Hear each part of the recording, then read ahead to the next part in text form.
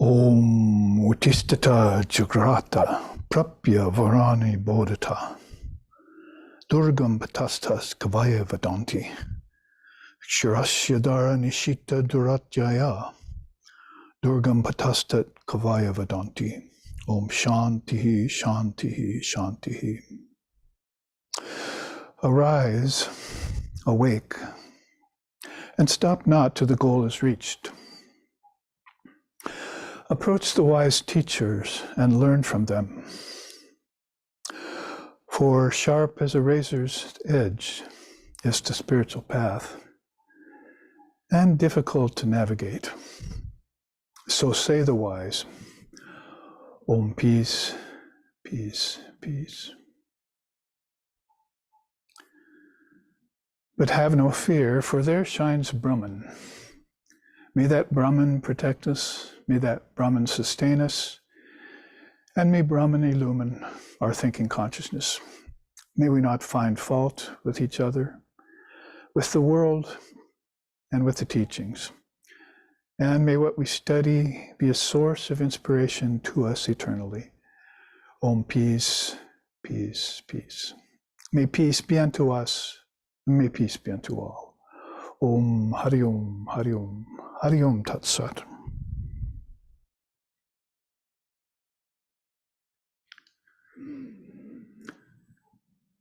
On this dawning of a new day, which means a new class series, after a month of Sundays discussing the perfection of Vedanta and the storing up of yogic power, it is meet that we move to an Upanishad. And we had 2 weekends in which to find a good topic for the next 2 Sundays. So today we'll give class 1 in that subject of the Kshurika Upanishad. You know, when beings strike gold in California in old days, they'd say, Eureka, Eureka.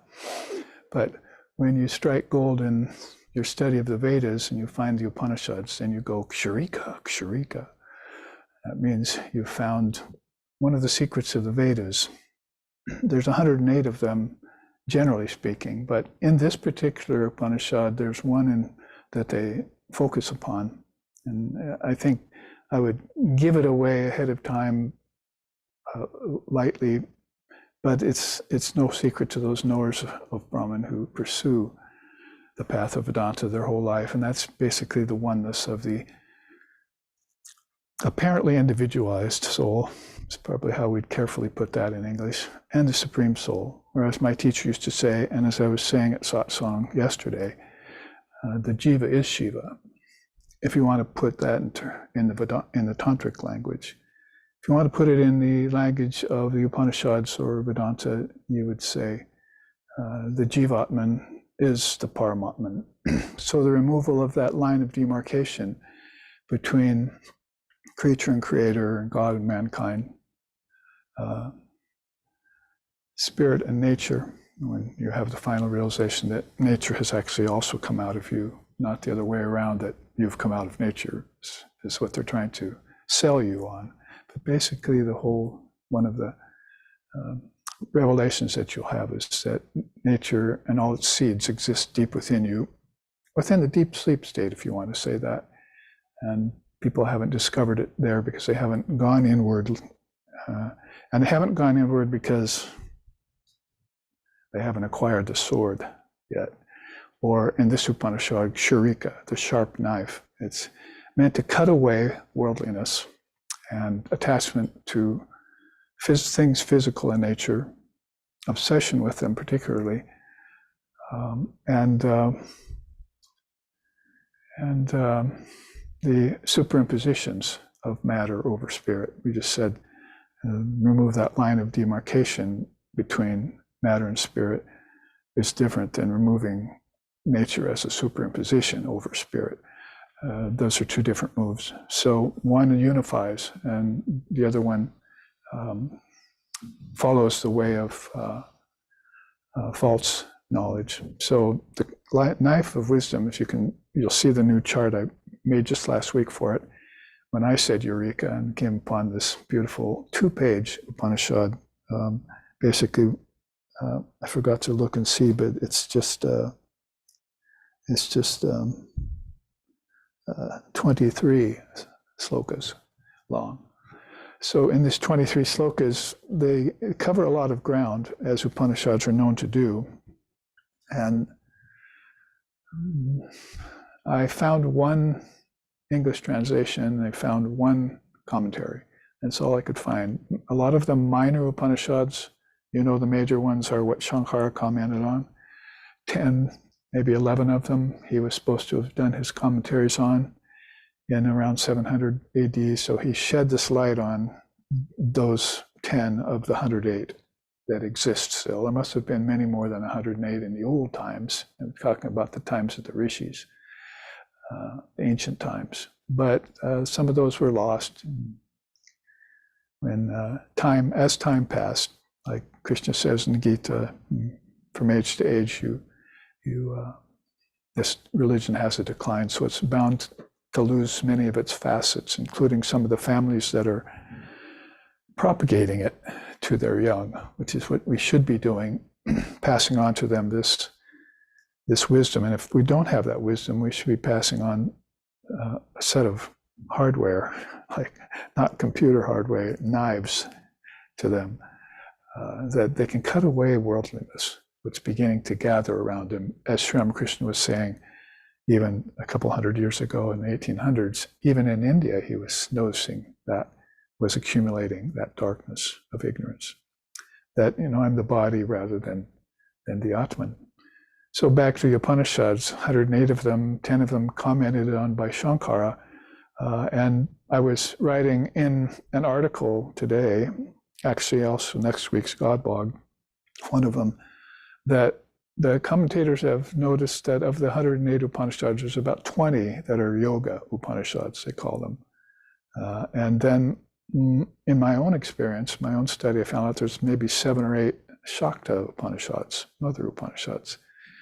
And we know there are Upanishads a few of them to Vishnu. There's a Vishnu Upanishad, for instance, and there's a few to Shiva. So if you study these other 98 or 99 that Shankara didn't shed the light of his brilliance upon in his short lifetime of 32 years, of all things, then you'll find out that how I put it is the Vedanta, Tantra, and Yoga are always one. They're always unified. It's very hard to separate them. So you begin to look at these darshanas of India, when you study them as a student from a far off country, say America or Europe, you think, well, those are different paths they traced. But the real truth of the matter is that every path had traces of them in it, like traces of gold, we're just saying, in the river, or oil and sesame seeds, and things that are hard to detect. So that's why I chanted Utistata Jagrata Prapya Varani Bodhata. Prapya, attain that Bodha, that wisdom that comes from cutting away the false superimpositions of Maya over your mind. That actually Vedanta would say that you put there yourself. We're not blaming it on God or devil or Adam and Eve or sin or any other thing. That they're saying that it's been a self-actuated move that you made upon yourself to cover your own true nature.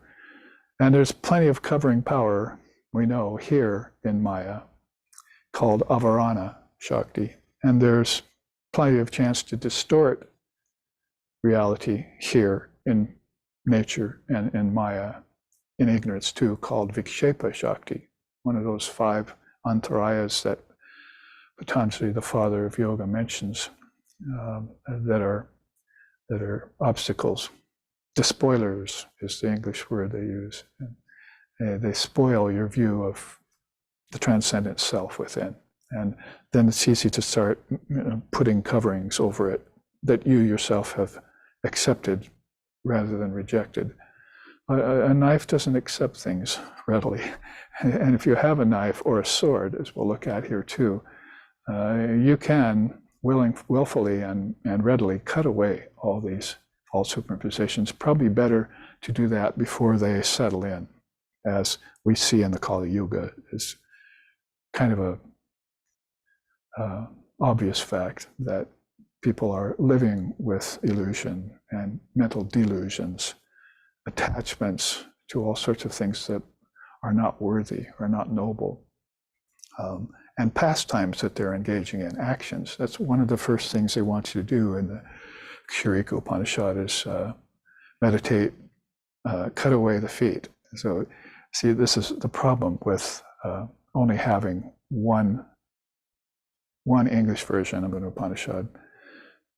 Because after Shankara shed his light on those other 10, then commentators were out there, putting out several versions. So you can look for Kata Upanishad, Mundaka Upanishad, so forth, and find different versions. In fact, now with the Ramakrishna order on the scene, you can find many different swamis have come along, studied the Sanskrit, and put their seal of approval upon these teachings. But if you just have these minor Upanishads that never got looked at very often, and you just have one enterprising person venturing what I might call an opinion about how to cut away the feet, then you're leaving that in the hands of people who are thinking, gee, I have to cut off my feet?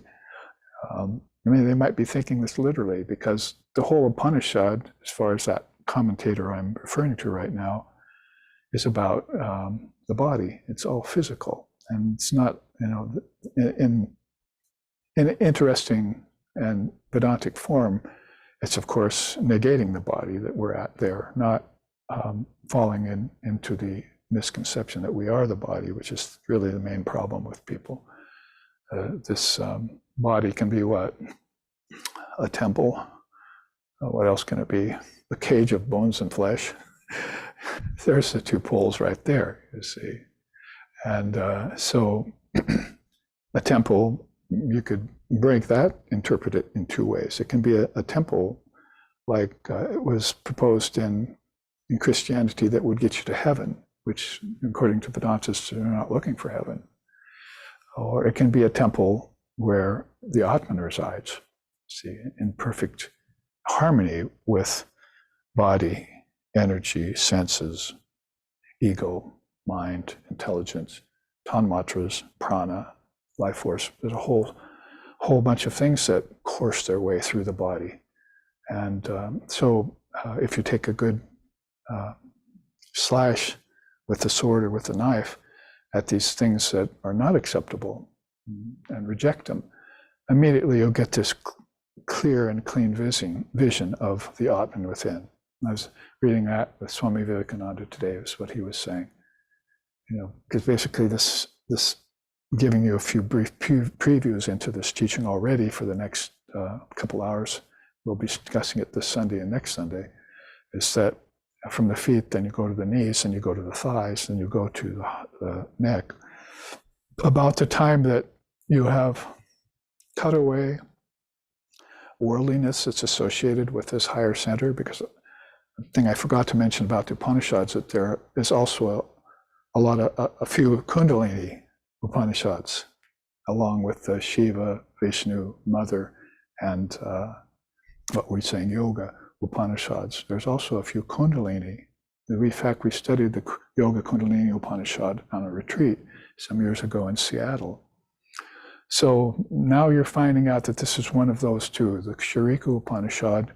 Yeah, get used to saying K and S in the same breath if you can, Kshurika, and then you can pronounce that. And that's why I just chanted Utistata Jagrata Prapya Varani Bodhata Kshurasya.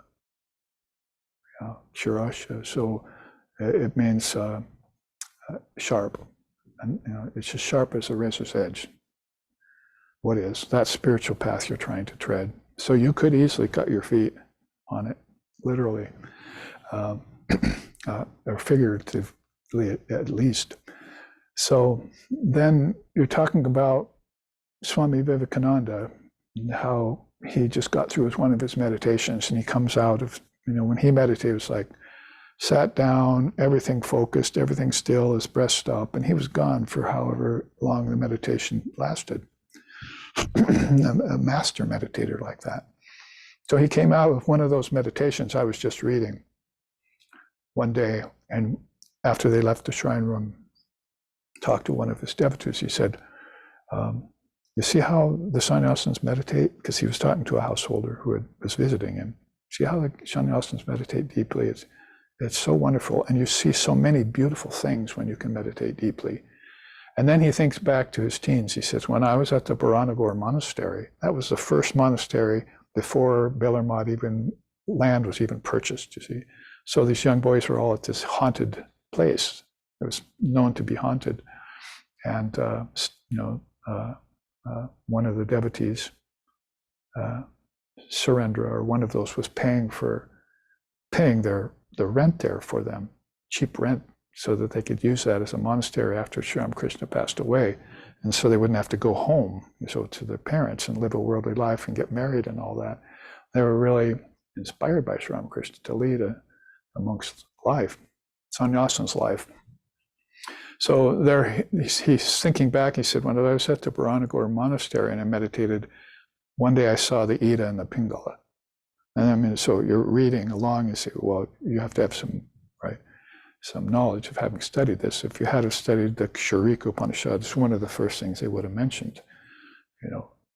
Why are you doing this? Cutting away, and I'll give you the symbology later, the way I see it. Cutting away the feet, cutting away the knees, cutting away the loins, basically the thighs, and cutting through to the throat.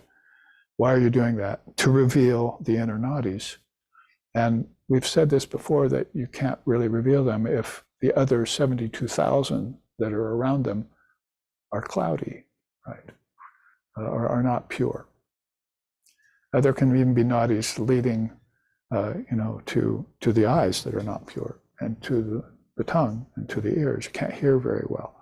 So these are all gross nerves that the prana is being impeded by some outer force, some knot, right, in the body.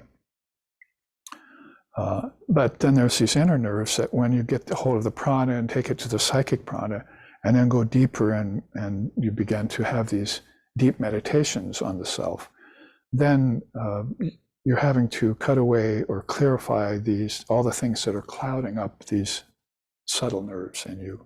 And so your meditation is sort of like I was telling you last week at the Storing Up Power class, saying, as you do your practice, you are storing up power. I hope you all put that to memory and believed me.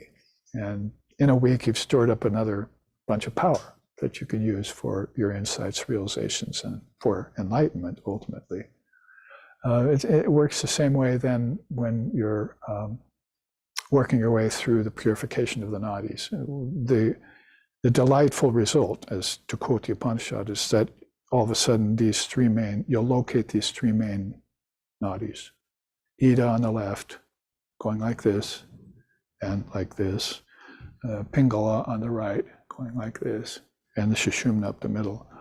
And so Swamiji is saying, I saw these finally. And he was, in his teens, late teens, maybe early 20s. And so he says, that's what, it's not that hard to see. You just have to meditate intensely, and these visions will come to you. So beautiful that I came upon that phrase just as I'm teaching the Kshurika Upanishad. It was just like mother's timing them perfectly for me. So I'd have a reference point for you in a soul that we know very well as our own dearly beloved Swami Vivekananda, who is telling us right away that, yes, not only is this in a scripture, and which might seem kind of esoteric to you and maybe a little bit abstruse and maybe not in your experience yet as readily as it was in his, but that you'll have that authority now to look inside. I'm just going to meditate and not open your inner eye, or, basically the neck, is that sixth chakra, right? And fifth chakra, and then sixth at the third eye, and seventh in the Sahasrara. So do you think that you can arrive at such a place after cutting away things that are in your way with the knife of wisdom, and not all of a sudden see how consciousness is being conducted. Just like the breath, I'm now just breathed in. Now I breathed out, and I have been doing that all day, and I haven't once brought my consciousness to the fact that I breathe, right?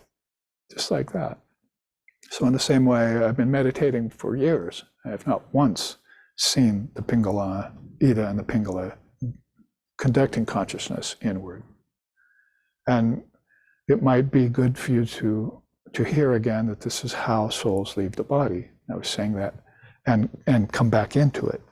I was saying that if you just hear that, how was I born? And your parents tell you, a stork dropped you down the chimney a couple of days after Santa Claus went down it and went back up it.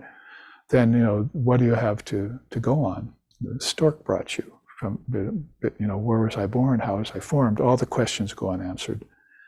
So now you know that you took form. Consciousness coagulated, and if it had to or wanted to, the last one is the best case scenario. It came up from into one of these centers, depending on how advanced and proficient it was at incarnation and reincarnation.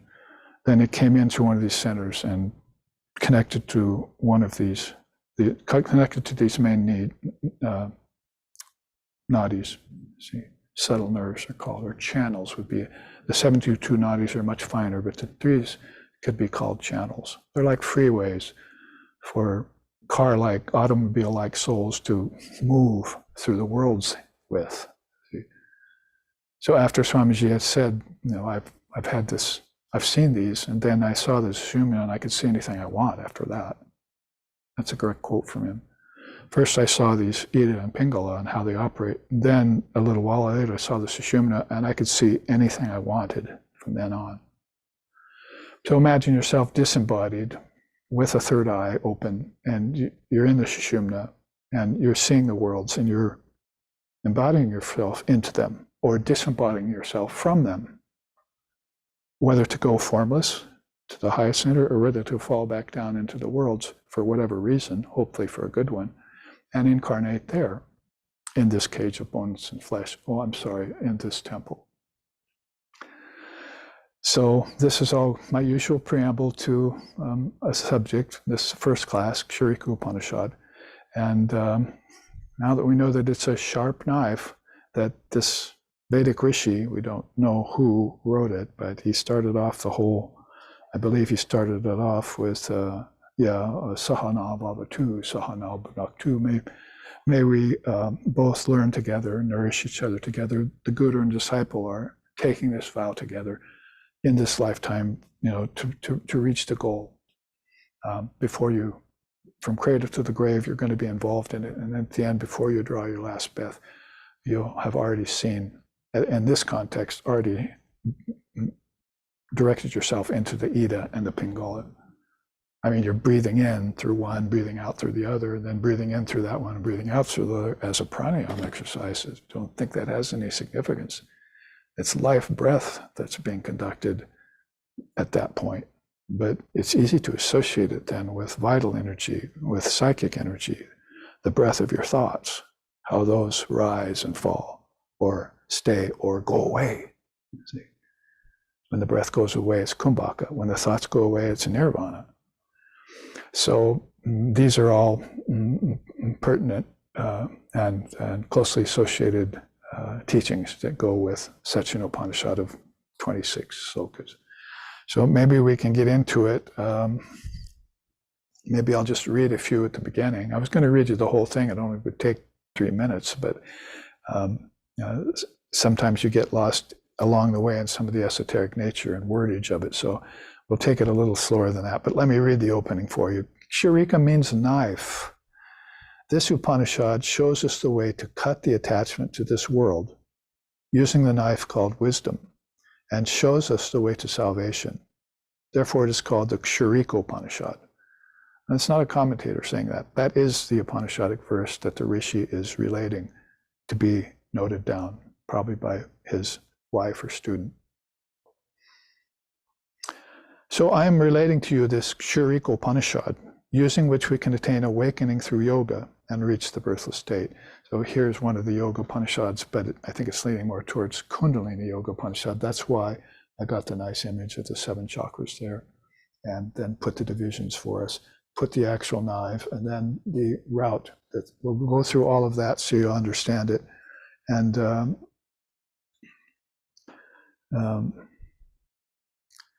that's slokas 1 and 2. Slokas 2 through 9 are not available. That's the only thing the commentator would say. So these old Upanishads, you find some of the parchments that are written down on and so forth. Then sometimes they'll be obliterated, some slokas. You won't be able to recover them anymore. So they have to take what they can from that. But it's okay, because it would have been nice to know what they said before they jumped right into the teachings of Prabhada. I keep wanting to say Prabhupada, because when I first read it, I said, well, that makes sense, but Prabhada had to be researched a little more as to what that meant. So let's couple that up with the chart. And so if they're already looking at the first chart yet, maybe we can put that up so we can see the way I'm showing it this week. Lost my iPad battery, which they're not replacing, of course. And so I had to bring the laptop for this, so I don't have to crane my neck. But there you see a kind of condensation of the whole Upanishad in this what I put together in this translation. Using the sharp knife called wisdom, Jnanam, the way to liberation is opened after successfully cutting away attachment to this world. So here's where you want to make the associations. The web of personal karma, that's the feet. The net of obsession with family and progeny, that's the thighs. And all the way to the realm of the ancestors are to be severed by wielding the thunderbolt of Indra, lying within the spiritual centers of humanity. So we've heard about the chakras and how much power they have in them. Even the base chakra is nothing to sneer or laugh at or say, oh, that's low, and despicable. Yeah, it's where people who have no knowledge of spirituality and animals and everything else is probably coming through that Muladhara. But it is nonetheless the base root of everything. It's got lots of power, just like, you don't look at the tree and say, oh, I wish you had roots, or you're growing on your own, aren't you? No, you have to see my roots under the ground, you see. So the same with the Muladhara chakra. You have to see the Muladhara to see how beings are forming bodies and coming into, even in an ignorant way, coming into embodiment so that you can understand. It's part of, like Krishna says, studying the unreal. It's just important as studying the real so you can set them from each other, separate the wheat from the chaff. Did I finish it? I did. By this way, the 3 main nadis are discovered. So that gives us an early look at this chart, plus its opening.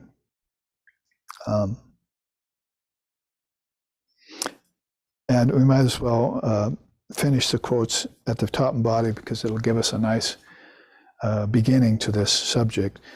It says further, gaining mastery over the mind and its subtle senses, then sitting in a deep silence, like Swamiji was, we were just finding out. The philosophy of yoga is duly realized as the various lamps of desire are snuffed out one by one. Isn't that a nice way of saying it? It's like if you just had these desires that were always on your mind. And whether you knew or not, that as a spiritual practitioner, you probably know that they're telling you that these desires are keeping you from the great desire. to realize yourself, to see God face to face, to have nirvana, to unite with Brahman, however you want to put that. That's the one great desire everyone's here for, whether they know it or not. Whether knowing or unknowing, I chanted yesterday at the satsang, right?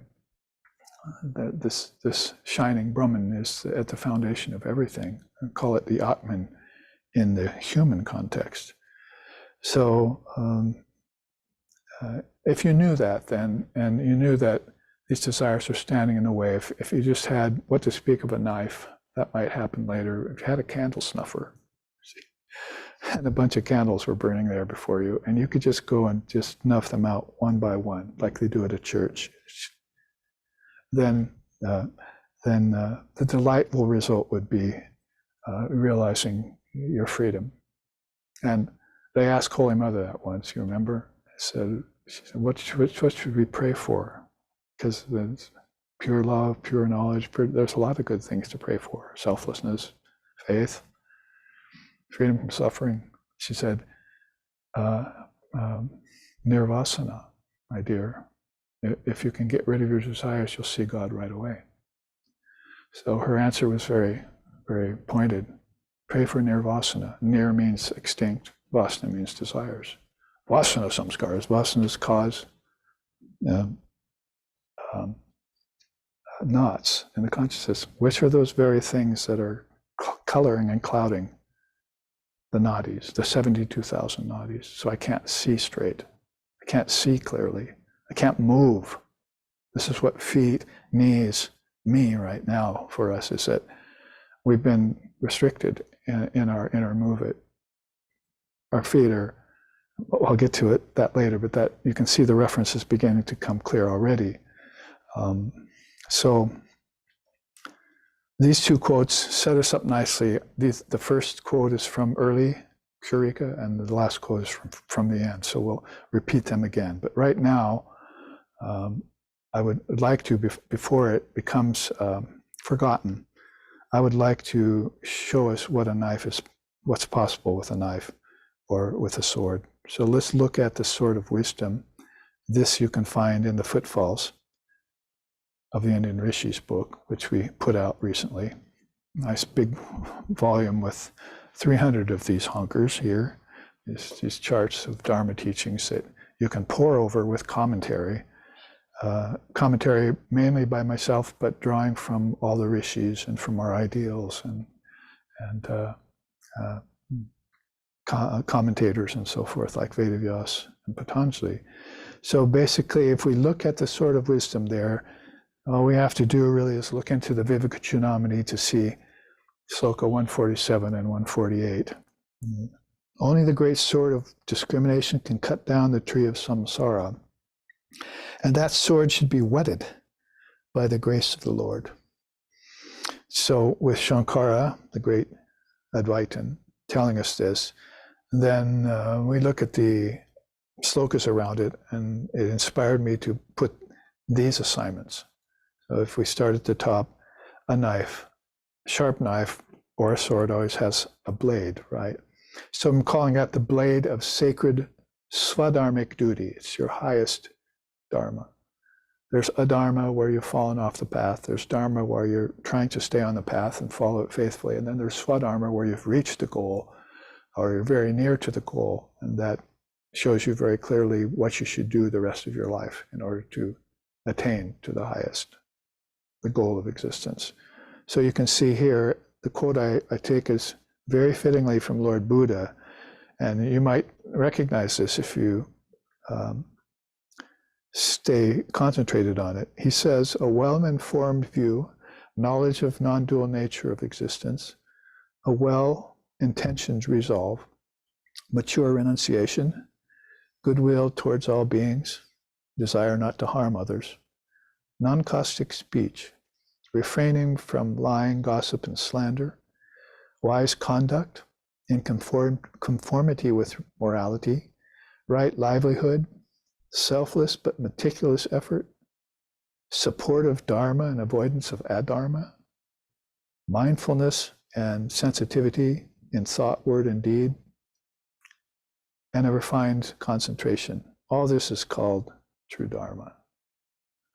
And what did I just read out, basically? It's called the Ashtanga Marga. There are four great truths, four noble truths in Buddhism.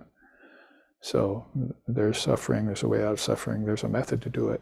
It's that third noble truth I just read.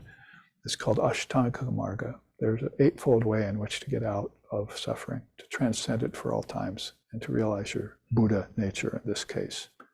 So that's a mouthful and it's a long paragraph, but it's assigned to the blade of the sword. I mean, if you got a hold of a sharp knife or a machete in a jungle, say, or a sword of wisdom from Mother Kali, if you're so fortunate to have her bestow that upon you, then there's nothing that's going to stand in the way of complete clarity in all these ways. And one of the most important ways there is this orientation he talks about.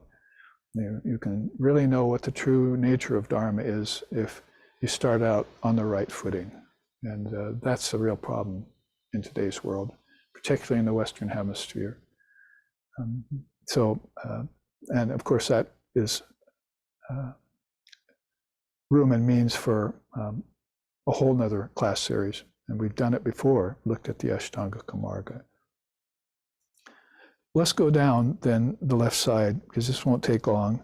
Then you've got the name or power of the bijams there. You see the sanctity of the sword is the grace of the Lord.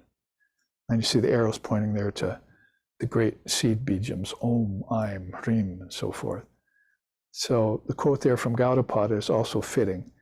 Absolute consciousness, which Upanishadic sages call Brahman, by its very nature as grace, is free from the subtle anxiety that is always felt by any separate experiencer. Gaudapada's words are always loaded. Even put in simple English, it takes you straight to the source, basically being that if you consider yourself to be separate and you have this selfishness about what you want, what you feel, what you experience and so forth, and you're not able to share that with others, and you take it only to the ego self, then that's that anxiety that comes up around that everyone feels. They feel limited, they feel restricted, they feel unfulfilled, and they cannot get a candle snuffer. It's not like desires are able to be put out then, like lamps. They keep burning, no matter your best effort to put them out. So that's why this right orientation, start out with something powerful, like the Upanishads saying, get that knife and wield it, it says.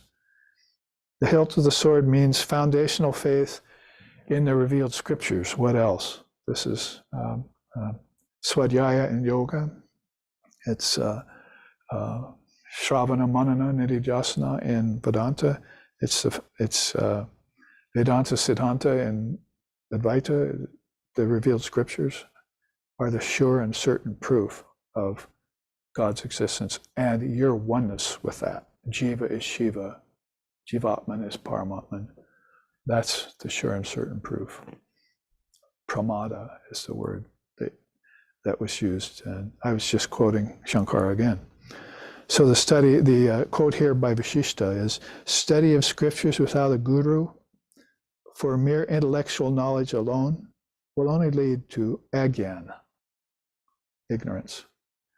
So Kshurika is the knife of knowledge. That's wisdom, that's knowledge. That's what cuts away ignorance, like nothing else. Nahi gyanena sadrishyam pavitramiha vidyate. There's no purifier in the world and in the inner worlds for these nadis that are clouded than this sword of wisdom, or this sharp knife that cuts away wisdom, that cuts away the ignorance in the way of revelation, in the way of realization. Let's go up the right-hand side from the bottom. Edge of the sword is purification of the mind. So the father of yoga comes here. Past experiences create for the aspirant an assumed reality, such as physical and mental illness, until the force of new impressions from samadhi burn these out. You can take that sentence alone. and see how efficacious it is. Through purificatory practices such as jopam, the seeker ceases to react to physical illness and becomes impervious to depression and the emotional states it causes. So, maybe one of the earliest of all really effective therapists is the yoga psychologist Patanjali, who gave us those 8 limbs of practice, which we were studying the last 4 Sundays, right? Vedanta's perfection, yoga's storing up of power. Those 2 combination are basically what produce an Upanishad like this in a great Rishi's mind. If he had done his practice and realized the truth, or realized the truth and kept doing his practice, this is the result of it. The delightful result of it would be any kind of a beautiful metaphor or analogy like this, that you could actually envision that I got a sharp knife here and nothing's standing in my way. Or I have enough muscle now in my arm to wield Mother Kali's own non-dual sword of wisdom, and I know what it means. Now I have to take it inside and effectively do the deed. This is do the delightful deed, not do the dirty deed. Because we know knives can be done for, they can be bayonets to kill people, they can murder, they can cut meat, they can do all sorts of weird things, you see. But these are knives of purity, of light. They cut through darkness and ignorance and reveal the truth. And if the truth sets you free, you see, if you shall know the truth, then the truth shall set you free. So Patanjali's quote there sets off against the 2 Advaitas, Gaudapada and Shankara, doesn't it? And it really does feel more like he's really insisting on some intense practice done by you. Because why? Because physical maladies and mental illness leaves an effect on you. What's that mean?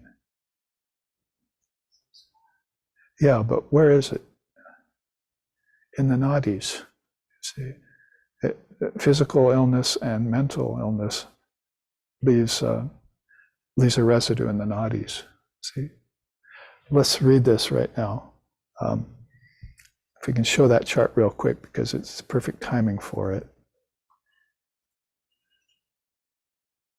Because I talked about this yesterday too. Remember at satsang, one of the students there had a real good opening when they heard this quote. Just as oil receives the fragrance of jasmine, the nadis get the good and bad scent of actions, which can be removed by meditation. So that's straight out of the Kshurika Upanisad that we're studying right now. And that we'll come to that sloka later on. But after he's given the teachings of the feet, the knees, the thighs, the neck, and so forth, at the end he says, those nadis, about the time that you're at the neck, those nadis are clouded because of your perpetration of good and bad acts. Interesting, you see, it's classically Indian. As if you heard it from another tradition, say from bad acts. But I already said good acts take you to heaven, and the Vedanta's not interested in heaven, earth, or hell, not interested in the 3 worlds. When you get a knife like this, you're cutting away everything. What does it mean to cut away between the thighs? Can you just imagine what the cut there would do? It would cut off the reproductive organs. There'd be no more family for you. This is a good thing. See, you're cutting through your ancestors. And we talked about that in Lord Buddha's teachings. So that's the 3rd cut you make with this sort of wisdom. As you cut away family, it's been weighing you down for lifetimes. To help for hope, do I have to quote it again? I always do. To help for hope from families and ancestors provides no real solution. Don't you know that everyone is lost here? Means on earth. Everyone therefore lives in pallid imitation of everyone else. Doctors of doctors, lawyers of lawyers, workers of workers, ne'er-do-wells of ne'er-do-wells. They all follow in each other's line. And nobody ever thinks of getting free or finds the key to getting free. The great secret is up here, you see, at the very highest level of spiritual center. That's the great secret of the Vedas, not just to find them in then find the Upanishads, which is beautiful enough, but then to understand the Upanishad and put it into operation and receive the fruit of enlightenment. That's the one fruit that never sours, never rots on the vine. And reading a Tibetan Buddhist teacher yesterday, enlightenment's trying to find you. He says this over and over again. It's trying to find you. It wants to get in union with you, and you keep putting it off. So he's talking about it in the most revealing way and most positive way, as if people are just, maybe they came to this earth just to hide from the light. You know, it's not an unknown concept. I mean, bats do it. Anyway, just as oil receives the fragrance of jasmine, the nadis get the good and bad scent of actions. And so maybe this might be why, you know, even after beings go into a high level of realization, that the nadis are still unclear. They're still not getting enlightenment yet, because there has to be some finer cutting now with this knife. And we'll see how that's done as we proceed with these two classes. So I wanted to jump from this sort of discrimination over to this chart, because that came up right there. Karma, let's see, basically is what we're talking about there. Good and bad actions. And you might as well and easily can put in mixed actions, because I've often brought out the facet of that teaching that mixed actions are worse than good and bad actions, because it leaves the soul very indeterminate. They're totally confused why they did something good and negative happened, or somebody else did something very horrible and they got the good things in the world. It just completely nonpluses them. And they don't believe then in the teachings, in the teachers, in the path, in the methods, and they'll just, you know, throw it all away. And including the possibility to acquire this knife, which can clarify things in a stroke. The good, bad, and actions they're talking about that color the nadis happen down here at the feet. That's action, right? The feet means action. So you're walking in the path of ignorance, and you're accumulating all these experiences, which Patanjali just told you here, create old impressions, and you're going to have to replace them with new impressions. How can you get rid of the old if you can't do away with the old, right? And then open up to this new. So that is some rather more extensive commentary about the edge of the sword. Let's look at the power of the sword, which is being indicated there by the third eye on the blade. That means really discriminative wisdom. So, I mean, I would say that you can follow the Eightfold Path of Buddha, as the first quote says, and you can strive for the grace of the Lord, and you can study the revealed scriptures, go right on down the line. But it's beginning to get to a very fine point now when they talk about discriminative wisdom. So Sri Krishna, of all beings, says this about the eye of non-dual wisdom. To those who love me and who are devoted to me, I give them the power of discrimination by which they can come to me. So, and right there, close to that sloka, he says, those beings do not see me who are devoid of the eye of wisdom. They see me as a human being. But those who possess the eye of wisdom, they come to know me in full. So that's how powerful the eye of wisdom is, even to somebody who's known to be the God of love. So this is a beautiful quote about, I could have selected dozens of slokas from Shankara about about discrimination, but here's one from Sri Krishna that really makes us open our eyes. And finally, as we wrap up this really very quick chart with all this beautiful symbologies on what a knife, a sharp knife really is to the wielder and what it will give them as fruits, then you come to this overall effect of the sword, which the Upanishad, I already read it here. The delightful result is freedom, And what was the one most favorite word of Swami Vivekananda in English was freedom. Probably one of the reasons why he decided to pass away on the 4th of July. So this freedom, we need to know it of a higher nature, not just freedom from botheration or freedom from political harassment, or any of the freedoms that are here on earth, not even just freedom from suffering, which you find here, both in Lord Buddha's teaching and in Patanjali's teaching. Definitely freedom from suffering are two of the main teachings with the two of them. But here it's more pointing toward the freedom, and like the peace that passes all understanding. Then you'd have the freedom that goes beyond all possibility of bondage. So you put Christ's teaching next to Vivekananda's teaching and see that both Jnanam and Bhakti are that one force.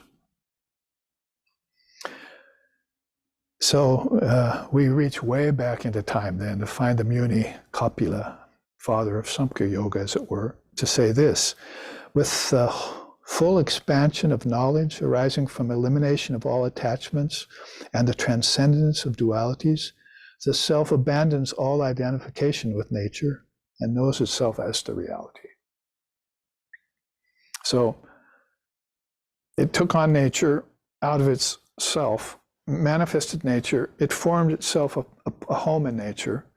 Remember, birds have nests, foxes have holes. You have no place to lay your head there, in parens. And then it got out of nature. So it was no problem for that soul, because it came into the nadis at a center, at a chakra, where it already knew it wasn't nature. I'm going to go play with that. It's just like a kid playing with a BB gun. He's got it hidden out in his fort. I'm going to go play with that. It's dangerous. Could be dangerous, but he's just totally confident that he can utilize it, use it. So nature is rather like that. It's just can get out of hand. It's got the 6 transformations in it: birth, growth, disease, old age, decay, and death. How much fun can that be? It's got ignorance, attachment, aversion, clinging to life, and egotism all in it. So how much fun can that be? It's just risky. So anyway, the Muni Kapila brings this out about, even in those old times, about how, and the word he used for it, freedom from nature, Kaivalya. So later on it took on different words to explain that in Buddha's time, after that in Shankara's time, before that in Krishna's time. But back then they knew about Kaivalya. So that was basically isolation from nature is the best English translation, at least the most common English translation that people who know Sanskrit and so forth are giving as a definition for Kaivalya. Isolation from nature. It's just like, oh, I accidentally got free of it, or I want free later. It's none of that. It's like, I'm going to isolate myself from that on purpose. And that is freedom. I'll have to do some cutting. If some tenders have gotten in, isn't that nice up there? The web of personal karma, the net of obsession with family and progeny, all the way to the realm of the ancestors is why I'm getting a knife. So, your parents and ancestors, oh, where are you going? I'm going to get a knife. What are you going to do with it? Cut you away from my life. But you can come with me. Then you won't need to be cut. Join me. I can't stay attached to nature any longer. It's bondage. It hurts. It pains me. And I've got lifetimes ahead of me if I don't get this knife. Potentially I've got lifetimes of that same experience again and again, over and over again. It's called samsara. Come with me, brother. Come with me, father. Isn't that what Jesus said? He said, oh, that's just an Indian teaching. We're Christians. No. That was one of the middle-aged, of a middle-aged sannyasin when you're talking about Christ. He wasn't married with children. He would renounced everything. It was one of his crowns was renunciation. So where's a quote for it? You know, they say, I've come to bring peace, but I've not come to bring peace. I've come to bring a sword. And with that sword, I will cut away mother from son, father from daughter, and grandson from grandfather. I will cut it away. I will cut them apart, because the grandfather never heard of the teachings and is totally ensconced in the world, but the son heard of it. See, I'll make you fishers of men. Come with me. Spread it to others now that you've heard it. Pass the cup that slaked your thirst. It's right there out of that Old Testament, which Swamiji called forth and used in his own vernacular. Now that you've met Ramakrishna, take refuge, then pass the cup that slaked your thirst. Means slake the thirst of pots of desire, candles of desire that you want to snuff out one by one, so that you can be free in this very lifetime. Well, what's that you say? Is there a word for that? Jivan Mukti. Jivan Mukti, living liberated soul. You just haven't seen them in the West for so long. Or if we have, we haven't recognized them. So some time spent on trying to describe what a sword is, what a wisdom sword is, what the Kshurika is really talking about. Well, let's then go on with teachings so we, in the time, we actually get into the new chart and find out more about feet, knees, and thighs, and what they really signify, and what kind of cutting is being prescribed there. So let's then, since 2 and 9 slokas are missing, unfortunately, let's take up sloka 10. Using the mind with very sharp wisdom as your knife, you have to meditate on the secret place called prabhata, which is above the feet, and cut it and go above and beyond.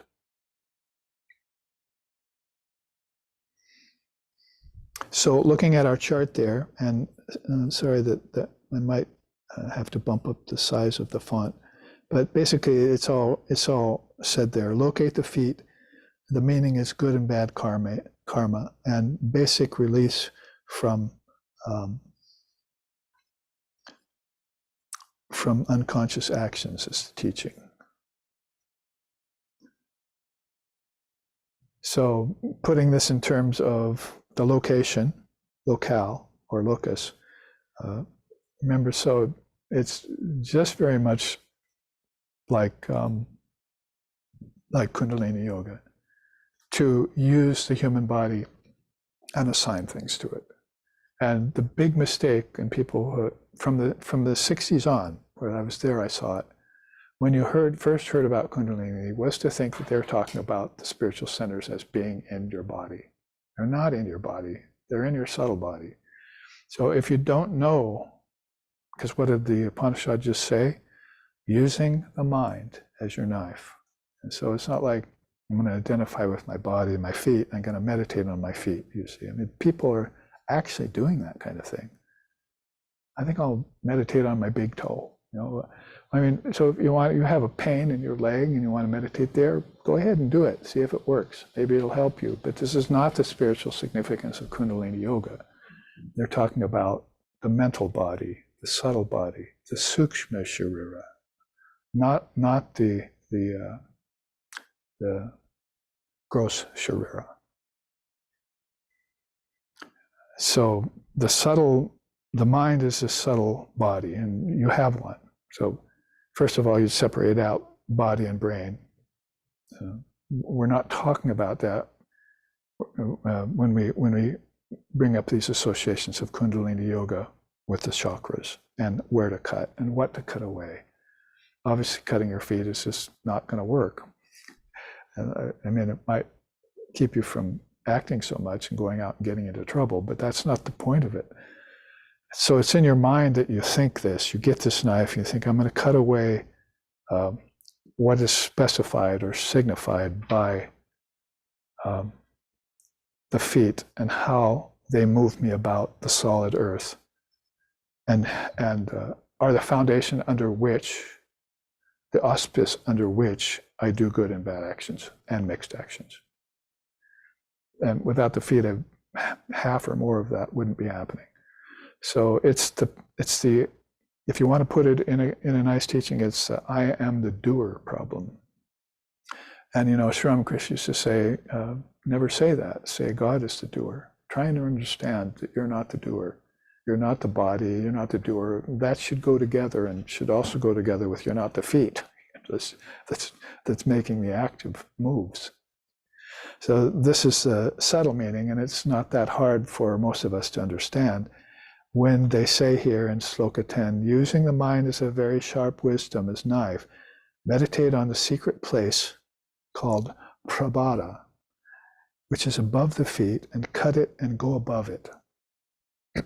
So, in conjunction with the next sloka, which talks about the knees, it might become even clearer. Then it says finally, using the path of a sharp mind, you have to practice yoga relentlessly and have to reach out the secret place called Indra Vajram, which is in a place above the knees and separated out using meditation and yoga. So before you used a very sharp knife to find prabhada. It means, actions basically. Prabda, it's the Sanskrit word for to act, and it's associated quite often with karmas. So this is an obvious association with the feet, even in a physical realm. As we're all moving around doing things, and we say, "Oh, I think I'll go out and do some bad act. Oh, my feet are missing. I can't go." I mean, so if you didn't have your feet, you wouldn't be doing these things. So the feet can get the blame for a lot of what is done under the auspice of moving or action. So I'm inactive. I'm not the doer. These are the remedies they throw at you as mantras or mahavakyas to make you stop, cease and be still. Settle down. So here, reach out that secret place called Indra Vajram. So Indra is the god of the gods. Vajram is lightning bolt, basically. In Tibetan Buddhism, they are always talking about the Vajra. You see it as a great weapon that is used by the gods, the deities. So Indra Vajram, so it's like each of these centers here, has a great power in it. So each of these chakras. And so hopefully you can awaken that by cutting away with the sharp knives those things which are keeping you from making contact with these centers. Like you can be influenced by the lowest chakra, but you can also realize that you're in contact with it, and you can also further realize that you can be detached from it. It's not like you can take it away and then the other 6 are going to somehow go on living. This is a connected thing, you see, like the tree of life with its roots we were talking about yesterday. So this is a roundabout but very more accurate way of fulfilling that expression they use, purify the chakras. I know people will say, well, I'll just get a bell and hit it by my chakra. Oh, it's pure now, as if sound could do that. So they have all sorts of silly ideas about how to purify a chakra. But the real purification of a chakra, just like the real purification of any illness in the body, is to disidentify with it, not think about it anymore. If you have a razor-like intelligence, you can focus it on some problem in your body and do the healing thing, sure, but it'll probably come back. But if you give it up, it'll never come back. If you give it up forever, it'll never come back. This is the simple truth behind chakras, nadis, and transcendence, and Vedanta and Advaita, non-duality. Is that they tell you this, but somehow it doesn't register with most people. They're going to keep kicking the dead horse of the physical body. And they're going to keep concentrating in the brain and not knowing that the brain's different from the mind, because the mind is a path of sharp knife, it says there. So the minute you separate your mind from your brain and your subtle body from your physical body, first it says, use the mind as a very sharp knife of wisdom. Then it says, use the path of the sharp mind. So you've opened a path, haven't you? Your path isn't walking through the body-mind mechanism anymore. It's body-brain mechanism anymore. It's now revealed itself to be the gate that opens into higher worlds. The mind itself is everything. Who said it? How many beings said that? The mind is everything, my dear, Holy Mother said. So you don't think that long ago beings like that divorced themselves from the brain and started using the mind and used it in a way that got them free.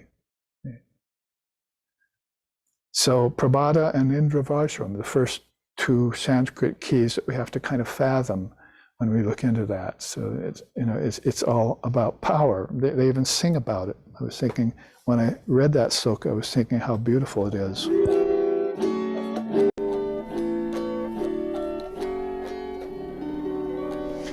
Kunda kunalini goma banjaka he, Redi granti vidarana ayaka he, Mama manasa chanchala ratra dine, Guru Deva Daya Kara Dina Jane.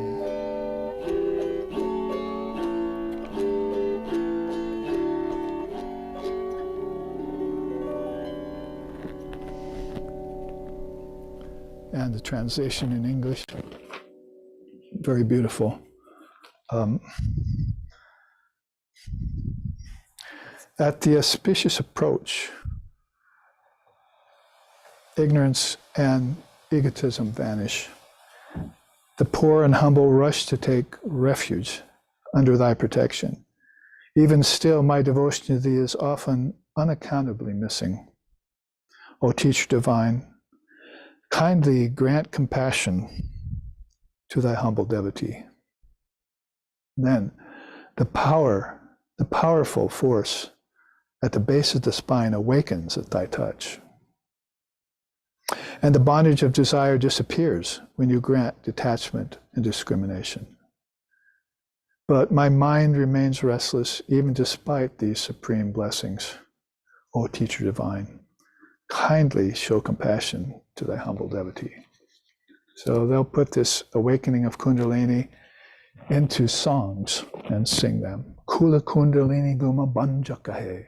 It's a very beautiful Sanskrit that they use, sometimes Bengali, these beautiful songs to Mother Kali.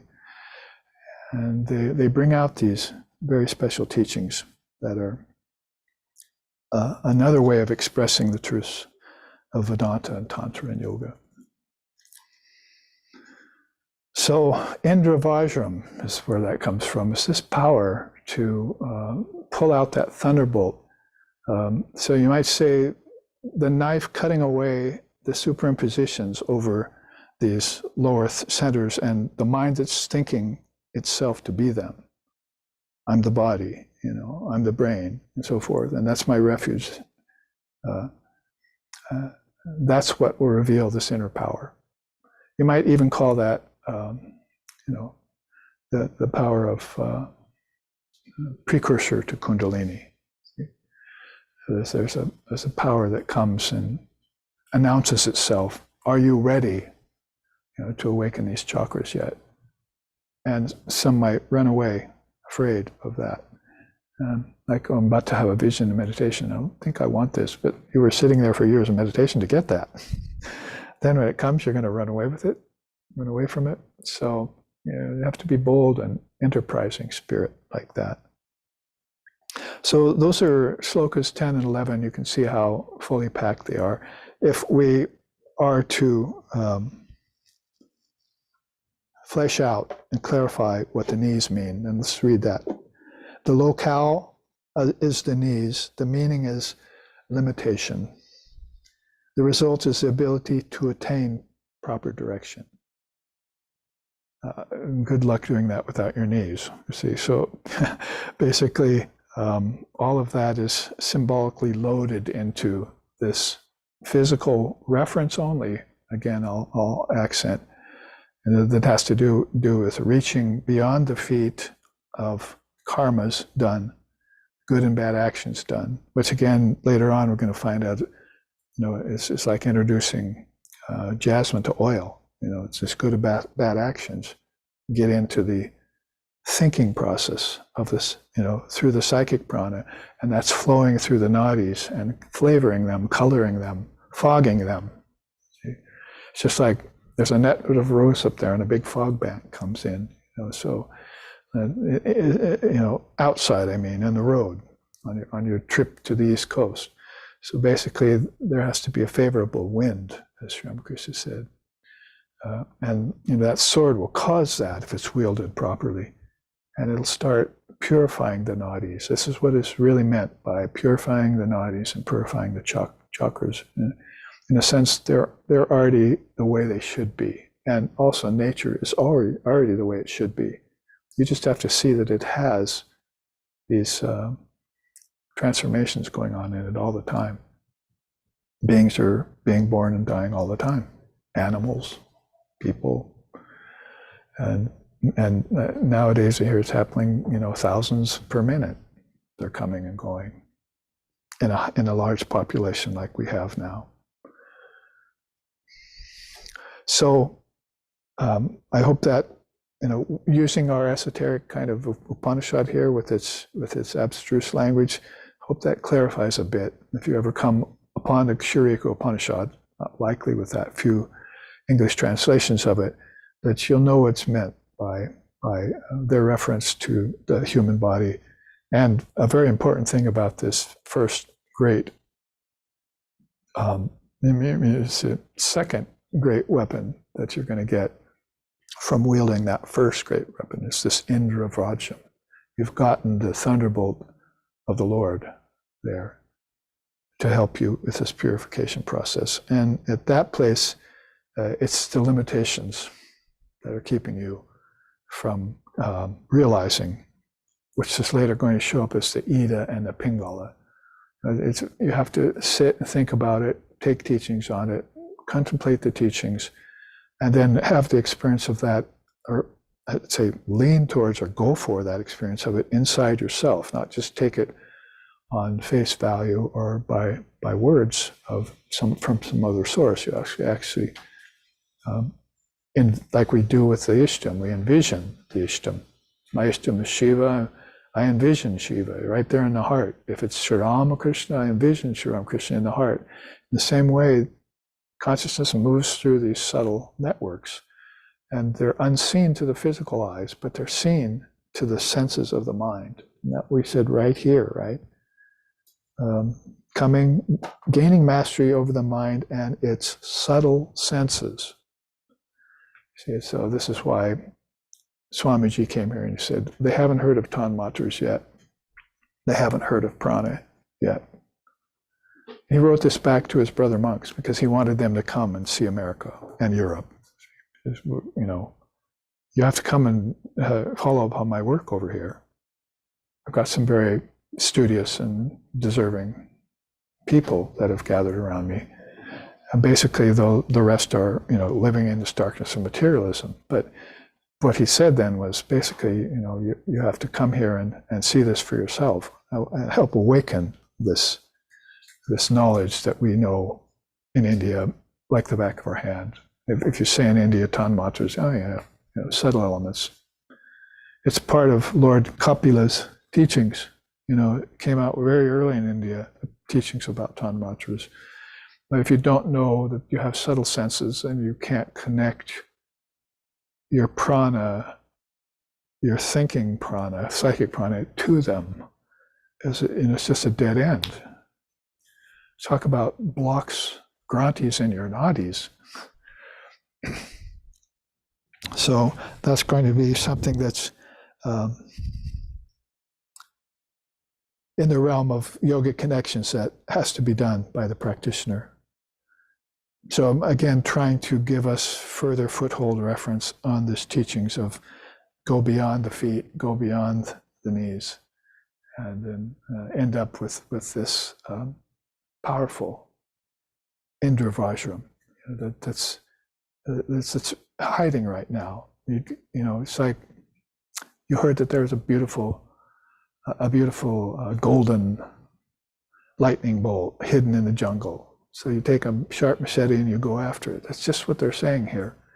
The jungle of the human mind with 72,000 bamboo vines in it, all tangled up, you see. And you get this Kshurika knife and you go in there and you start cutting away because there's this beautiful golden thunderbolt that is the prize. And you find it and you win it and you raise it up. And Indra Vajram, you know, the god of the gods, says he found it. He got free. He got free of the great illusion. I haven't even done that yet. See, the gods haven't done that yet. So that's the difference between Jivan Mukta and being a deity. It's freedom, right? The delightful result is freedom.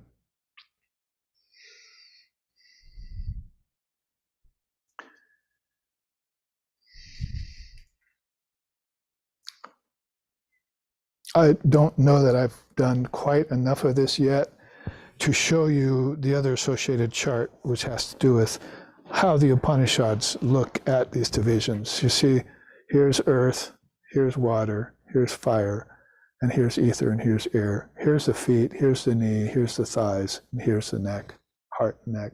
So another Upanishad here, the Lord Dattatreya, and talking about it in the Upanishads, also has this division of centers, which are assigned metaphorically, accent, parentheses, bold,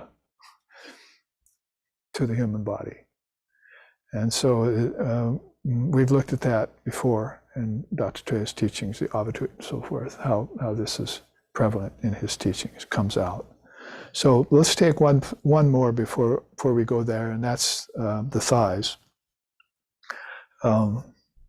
Locale is the thighs, so that's this next level. Maybe we should read the sloka about it first. So using the mind as a sharp knife of wisdom, meditate on the secret place called prabhada, which is above the feet, cut and go beyond it. Then using the path of a sharp mind that you've now acquired, you have to practice yoga relentlessly and have to reach out the secret place called Indra Vajram. That's why practice yoga relentlessly is why I wanted to go here. But we'll see how much time we have today or next week for that. So it's above the knees and separated out using meditation and yoga. So you're going in your subtle body with these subtle senses, and you're cutting away the source for all the problems that your physical body represents out here. In other words, you know, it's like the police come and say, "Did you commit that?" Yes, I did, but you know, I wouldn't have done it if my feet hadn't have walked. You see. So, did you get lost on your way to meditation? I heard a teacher say the other day, "Yeah, but I wouldn't have done it if my knees had been pointed right, you see, in the right direction, if they had been flexible." And now, you're having a family, yeah, but I wouldn't have done it if my thighs didn't have the regenerative organs between them. See, so you can blame the parts of the body for everything that you're doing out here karmically that has an effect. It's called cause and effect. But what they're centering in here is the source of your feet, the source of your knees, the source of the regenerative organs. It's really not much different again than what Kapila runs down in the 24 cosmic principles. So that's by way of review. Now let's go on with slokas. So we took up 10, 11, 12. We're already almost halfway through this Upanishad. So let's look at slokas 13 and 14. Then, what do you mean by then? You know, after you get that cut away at the feet and the knees, Then, Sloka 12, you have to release the life power, which is in between the union of the thighs. Practicing skillful yoga, you should separate it out and go forward. So we've often heard, for instance, with the monks, of celibacy, even in Patanjali's yoga, celibacy is one of the great practices that stores up power. So, and then you don't just store up power, but you're doing pranayam, and you're doing, he said, practice yoga relentlessly under the supervision of a teacher. Of course, they knew that back then by rote. So then, you know, you're bringing the power up the spine. And of course, that's going to immediately begin to associate us with the physical spine, which we want to, you know, be careful of. But it's these centers that are in the subtle body. They're in the mind. You're working all in the mind. That's why it says in all three of these slokas, sharp mind and very sharp wisdom as a knife, use the mind. It's pretty much directing you there that this is all a practice that you do in the mind, because all of that projection started in the mind. What to speak of the body started in the mind. All of these actions you did, and all of this, all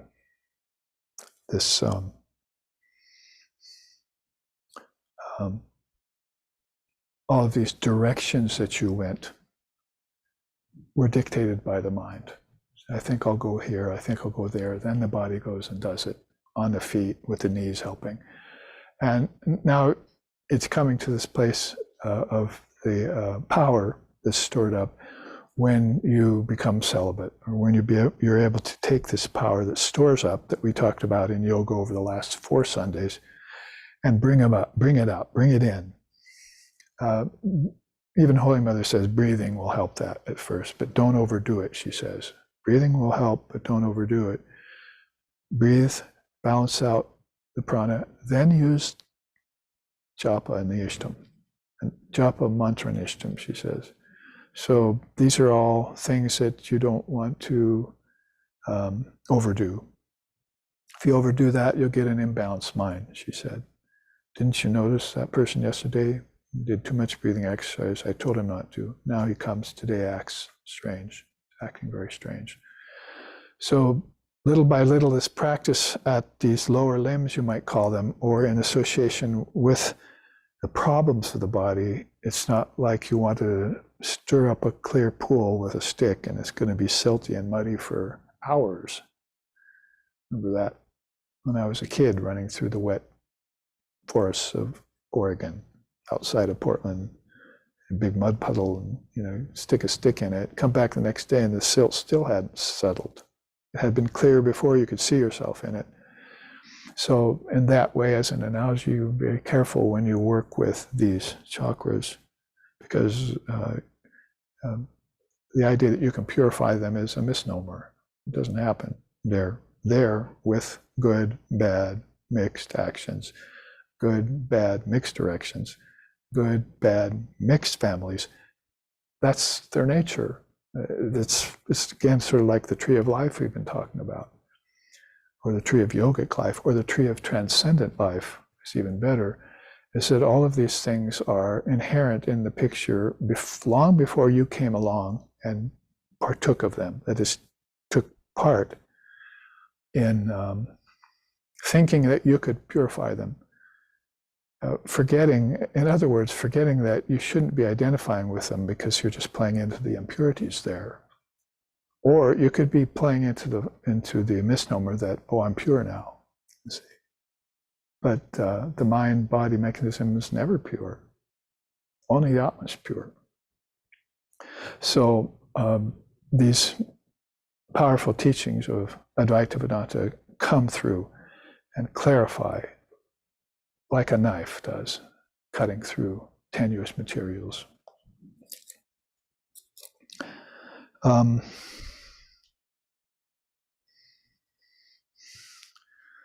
So to repeat, then you have to release the life power which is in between the union of the thighs. Practicing skillful yoga, separate it out and go further inwards. So this will be a part of your meditation, maybe all week, I hope, as we come to the close of this particular first session on the Kshurika Upanishad. We made it to Sloka 12 of 23, so we did make it about halfway, and there's much more to say about it. We're going through sort of the practical semantics of it right now to orient us towards, in fact, I'll give you a little preview of it. After this, that is after the union of the thighs, which we need to talk about in terms of progeny and family yet, then you have to attain the group of nadis near the neck. Nice way of putting it. Realize 101 nadis there and identify the best 3 of them. So you work your way through, they say, the 72,000, purifying them inwardly with the mind's powerful thoughts, using this Indra Vajram, which is just a lightning bolt of truth on the whole thing, you see.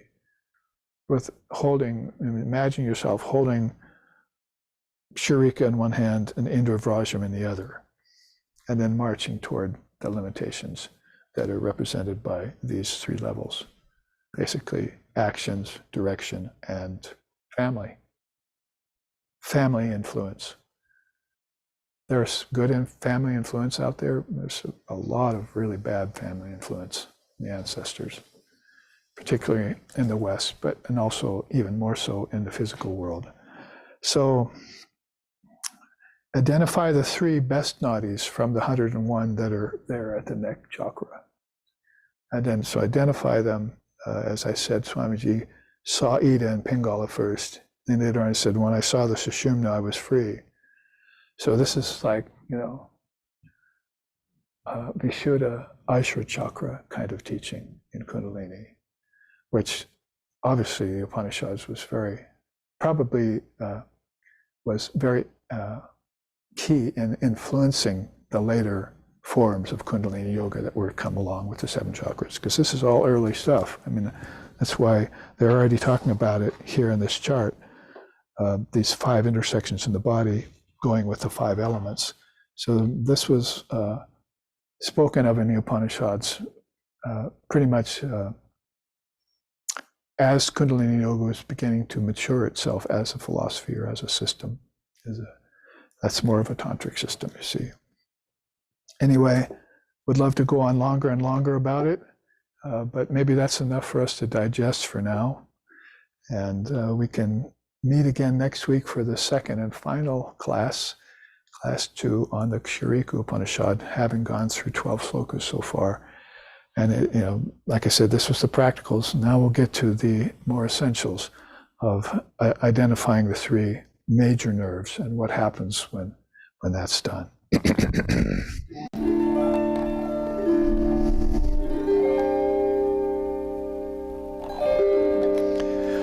Om Shtapakaya Chadharmasya Sarvadharma Swarupine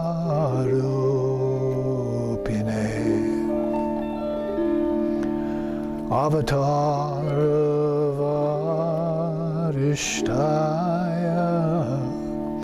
Ramakrishna Ate Namaha. Om Namah Shri Bhagavate Ramakrishnaya Namo